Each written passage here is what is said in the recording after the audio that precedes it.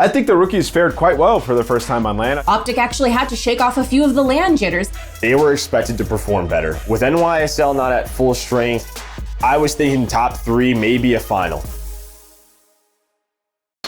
Hey folks, and welcome back to another episode of Contesting the Point powered by Astro Gaming. I'm your host, Jess Brohard, and I am so excited for today's episode. We just had our first major back on LAN, so there's a lot to unpack. You guys know the drill. We have two fantastic guests, and we're going to present them with a couple of topics for them to debate. I will award points, and then the winner is going to have 60 seconds to pop off in our Astro Listen Up moment. So, our guests today, first up, we have returning champ Nameless. And how you feeling today? Good. Jess, you killed it out there in the live event, and it was a lot of fun watching these guys compete on LAN for the first time in, 467 days, I think was the number. But it was incredible. It was exciting, and I'm ready for the show. Yeah, thanks so much, Ant. And it was wonderful to be there. I'm so excited, though, to introduce our second guest, who joining us here on Contesting the Point for the first time this season, I believe. It is MerK. How are you doing today, Joe? I'm doing fantastic. Yeah, I mean, the major was amazing. The competition was top-notch. Everybody, a lot of these teams playing so well. And then, of course, for the final, you go all the way to a Game 9. Can't ask for anything more. Yeah, definitely pretty much the most exciting, I think, finish that we could have expected for the event. So let's get right into our topics. As you guys both mentioned, it's been over 400 days since we've seen these players competing on LAN. And then not to mention, just kind of add into the mix, we have several rookies who are making their LAN debut. We have Mack, HyDra, Standy, Paul X, Afro, and Neptune all competing on LAN for their first time. And then Awakening, Kleenex, and Insight competing on LAN for the first time as a pro in the actual CDL. They both have challengers experience under their belt as well. So, I mean, I basically want to ask you guys first, what did you see that you liked? What was was there a huge advantage? We heard from Crowder in one of the interviews that FaZe doesn't really play the LAN versus online game. You know, they're going to play the same no matter what. We also heard from Scump saying that OpTic actually had to shake off a few of the LAN jitters, even though they're an incredibly veteran, experienced team. And then we saw some of these rookies also stepping up and playing so well, even though they didn't have much LAN experience or any. So what do you guys think? You know, I thought a lot of the young rookies that played in LAN for the first time, I thought they played fantastic. You know, you look at some of the newcomers to Call of Duty like Neptune, what a weekend that guy had. I mean, he was just absolutely frying, making crazy plays. His movement was top notch. And then, you know, looking at some of the other guys, HyDra, he had almost a record-breaking performance in Search and Destroy where he was 17-4. Insight as well, huge series against Dallas, even though they don't come out with the win. This guy was popping off. So I think the rookies fared quite well for the first time on LAN. I think, you know, playing online, the ping is a lot lower than it once was when me and Joe used to compete. Like these guys, it's not that much different from online to LAN. It's just if they can bring that same intensity, and I think with the practice regimes that these pro teams have now, that they're more prepared than ever for a LAN environment. So yeah, I thought that they performed quite well, to be honest, all of them. Yeah, I think for me, like the teams that performed the best throughout the year, the teams that we thought were going to have the teamwork, they stepped on up and they really showed that. And of course, there were some teams that maybe wanted a better result. But in terms of the rookies, I think Standy had some standout games, but Røkkr, they ended up losing a couple of series in a row. Insight with Ultra, what else could you want? I mean, obviously, they have that loss to Dallas Empire, but they were very close to going back to another final. I mean, just a play here or there versus Dallas, and they're in another final against Atlanta FaZe. So Insight immediately had that impact. For HyDra, it's like, we wanted to see more. It's not the NYSL that we wanted to see with that starting lineup. So it's a bit of a pass for me for there. You can just kind of tell that there was a lot of emotions on the NYSL side, just not having a seam there. So I'm waiting for them to bounce back at our next major in Champs. But besides that, I think everyone played pretty well. As Nameless said, Neptune was unbelievable. I know they only played one match, but that guy was taking over games. So I think that was great to see as a Florida fan. Really just not a lot bad to say, unless like you are losers round one team. You have some rookies on London, but some tough matchups, and that's the way it goes. And Joe, I did really like how, of course, you know, you brought up the subliner situation with Asim not being able to be there. It's an unfortunate situation, but HyDra still played so well, I think, despite everything. And that's another topic that we could go on and on for hours about. But I do also want to ask about let's talk about OpTic a little bit. You know, they almost dropped to Surge again, and then they ultimately went out with a 4th place finish. And I know they were super disappointed. A lot of the fans were probably disappointed as well. And we've also heard from various members of OpTic saying, yeah, we're back, we're right where we want to be. But, you know, where are the results then? What do you guys think is kind of going on with them? Or would you have expected to see more from them maybe? You know, for OpTic Chicago, I just think they just get edged out by the top teams. You know, their run, they didn't really beat anybody that spectacular when they went up against Empire in that final match. You know, I kind of knew that they were going to lose going into that just because Empire just looked way better. OpTic, they tend to make mistakes quite often. In that series, they made a lot of mistakes, especially if you think about the Moscow. There's multiple times where they just let people run straight up the gut on them. Like, there's just these times where they fold. And it's been the same story the entire season. And then they catch a little bit of steam. They go up against a top, you know, 4 team, top 3 team caliber, and they lose. So for them, yeah, I mean, you saw Scump tweet about it, the hurdle of, you know, practicing every day and getting the same result. It's very tough as a competitor. They're going back, they're trying as hard as they can, but, you know, for OpTic, there's just a couple mistakes that they continue to make that they can't figure out. They were expected to perform better. With NYSL not at full strength, I was thinking top 3, maybe a final. You know, because that's kind of the expectations that they've set. They thought that they were going to come out and play at the highest level, but it was actually the rival that ended up doing that in Dallas Empire. So I would be disappointed if I was an OpTic fan, because they've really hyped that up. Like, this is our moment. This is where you're going to see us at full strength. What are the results? It's the same thing. Did they have great moments? Absolutely. They won a couple of series in a row. They won in game 5. It was fun to watch. The matches were great, but against the top teams, the best teams in the league, they make some small mistakes, and those teams take advantage of it. Even the winners round 1 to me versus Dallas, getting 3-0'd in that fashion, your first match back to LAN in this environment, and that's what you show.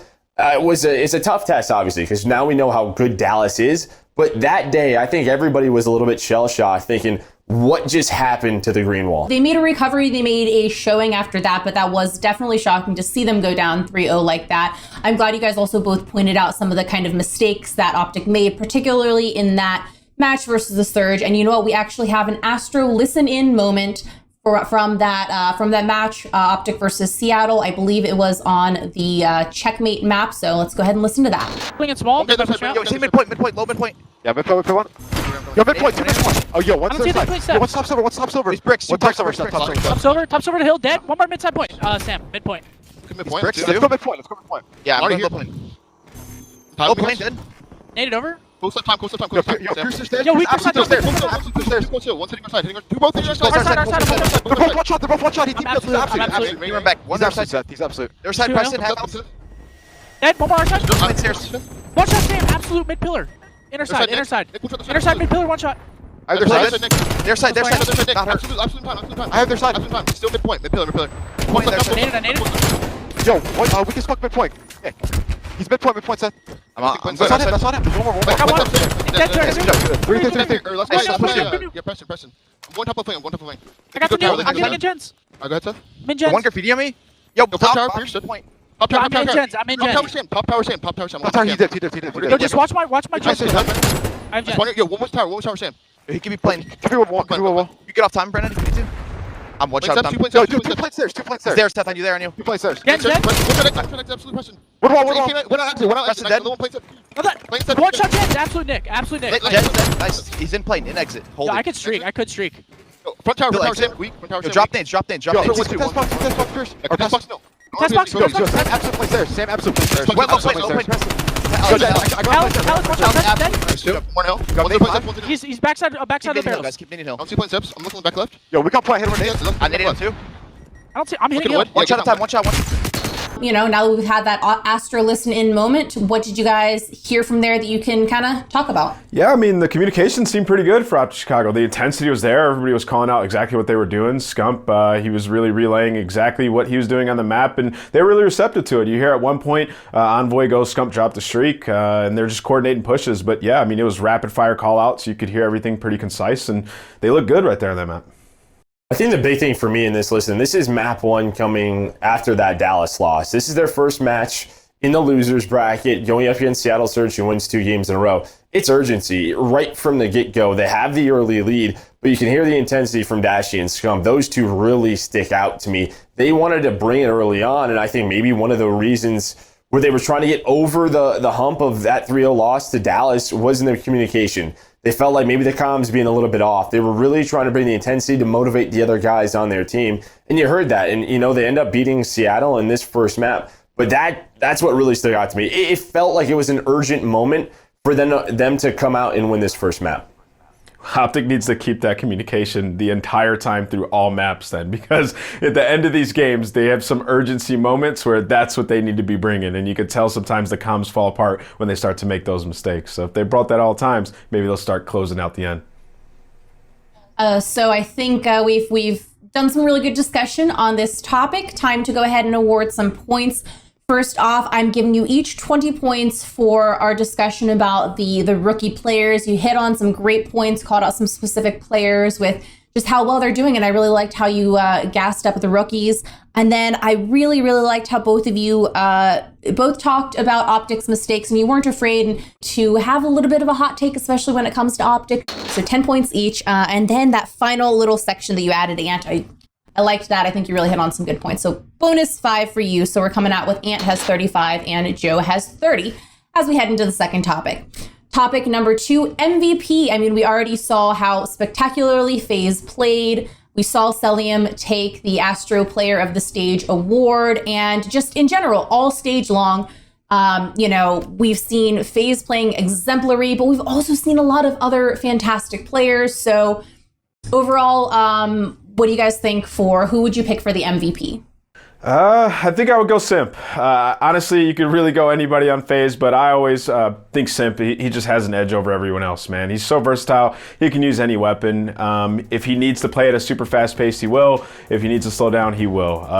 He's not a one-trick pony. The guy does it every single time, every single tournament. He seems to improve. He's just been frying, man, every single stage. There's just maps throughout a series where he'll single-handedly take over, dominate the game for his squad, and be like, well, there's nothing we can do there. Simp just took over that map. He's feared by every single team in the league, every single player. They know when you go up against Simp, you have to play at your absolute best, and he's trying to make a case to be one of the best of all time, and I think he's doing that with these continuous wins and also his hunger to keep winning and keep getting better because he keeps improving. I mean, I would not be mad if one of the 4 honestly won MVP. I think all of Atlanta FaZe have been that good. You look at the first stage, it was Simp and aBeZy that really stuck out. You look at stage number 3 when they won, I think the AR stepped up. You saw Arcitys leading the league in overall KD. They win the other major. He bounces back. In major 2, him and Cell really struggled. They made a statement. Then what we just saw when they get pushed to a game 9, but aBeZy really steps up for this squad. He has some big moments. Cellium wins player of the stage because throughout it, he was just such an important factor. He had so many game-changing plays. I mean, for me, I'd probably go Simp or aBeZy, but I really wouldn't be mad if Cell or Arcitys won it. I really do think it's just one of the more unique scenarios. The fact is they won 3 out of the 4 majors. And the 4th, they were in the final. These 4 are so difficult to beat. As Nameless said, you have to bring your best because these 4 are always on top of their game. So, and FaZe honestly are proving themselves to be untouchable, unbeatable. But I gotta ask, if you had to pick a player not on FaZe, who would you each pick for Astro MVP? Yeah, I mean, I think there's a ton of candidates. I think the obvious choice would be somebody from Ultra, but I'm going to take a different angle. I'm going to go Clay. I think Clay has been just unbelievable. He's been in a bad situation since the start of the year. He didn't have his roster. Zuma goes out with an injury, and then they end up figuring it out. He has a bunch of people on his team who have not been to the heights that he's been at. 2 players who have only been to a championship maybe 1 time, and then Asim, who's in his 3rd year. They just have to keep figuring it out. And with Clay, he's just like one of the greatest leaders we've ever had. He continues to play well.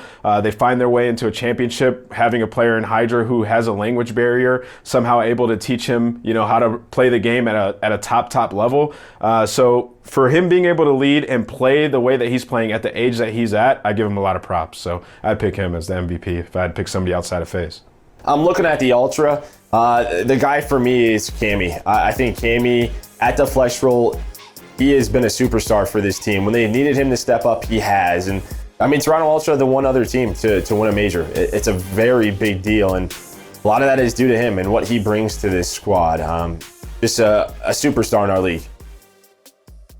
I love this. I'm really glad that you guys had that discussion, because that was really fantastic to hear. But what else is fantastic to hear is how many points you're both getting for your contributions to this episode of Contesting the Point. So, Joe, I'm going to start with you and award you 10 points for your answer about how you said all of FaZe, and you mentioned some specific players for specific majors, and how, you know, some players kind of have their moment and then other players have the moment later on.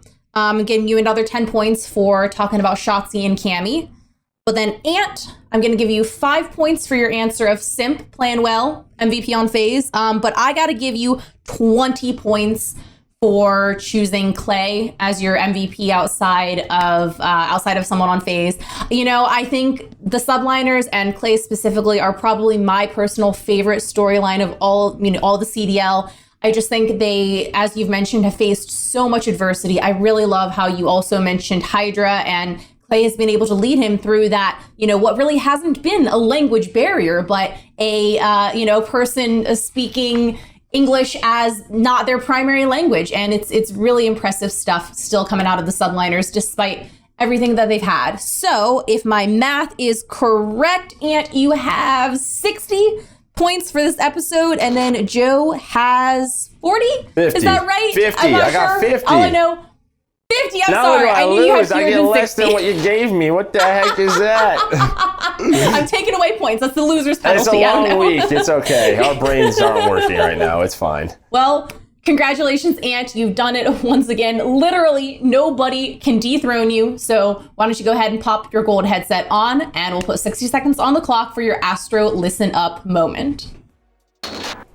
All right, guys, I got 60 seconds to pop off, but it's going to be a little bit more heartfelt. For all the fans out there that are constantly nagging at some of the pro players and stuff, you got to realize these guys are human. I know I just recently saw Scump's tweet about his mental health and how tough it is. I've been there before, being a competitor and playing and not getting the results that you want. It takes a really big toll on your mental. You're playing 8-10 hours a day, grinding every single day, trying to get a result, and sometimes it doesn't happen.